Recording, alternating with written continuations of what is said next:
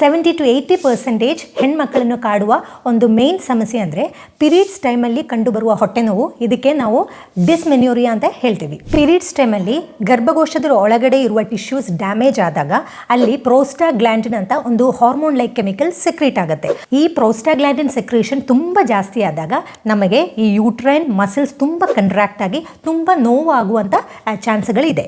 ಈ ನೋವನ್ನು ಕಡಿಮೆ ಮಾಡಲು ಕೆಲ ಸರಳ ಉಪಾಯಗಳನ್ನು ಹೇಳ್ತೀವಿ. ನಾನು ಡಾಕ್ಟರ್ ಲಕ್ಷ್ಮೀ ನಂಬಿಯಾರ್, ನಿಸರ್ಗ ಹಾಸ್ಪಿಟಲ್, ಸಿರ್ಸಿ. ಮೊದಲನೇದಾಗಿ ಕ್ಯಾಸ್ಟ್ರಾಯಿಲ್ ಅಥವಾ ಹರಳೆಣ್ಣೆಯ ಮಸಾಜ್.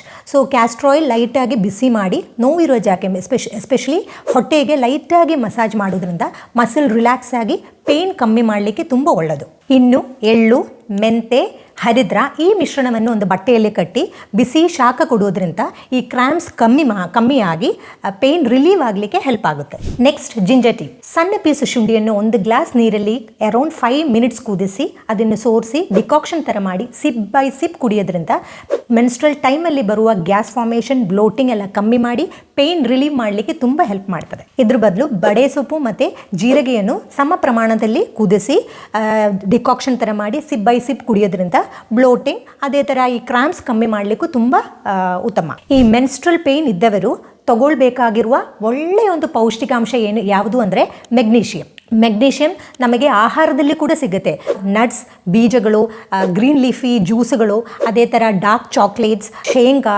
ಮೆಗ್ನೀಷಿಯಮಿಗೆ ನಾವು ಕಾಮಿಂಗ್ ಮಿನರಲ್ ಅಂತ ಹೇಳ್ತೀವಿ. ಸೊ ಈ ಪೀರಿಯಡ್ಸ್ ಪೇಯ್ನ್ ಇದ್ದವರು ಮೆಗ್ನೀಷಿಯಂ ರಿಚ್ ಫುಡ್ಗಳನ್ನು ದೈನಂದಿನ ತಗೊಂಡ್ರೆ ಈ ಕ್ರಾಂಪ್ಸ್ ಕಮ್ಮಿ ಮಾಡಿ ಪೇಯ್ನ್ ರಿಲೀವ್ ಆಗಲಿಕ್ಕೆ ತುಂಬ ಹೆಲ್ಪ್ ಆಗುತ್ತೆ. ಕೊನೆಯದಾಗಿ ಎಕ್ಸಸೈಸ್.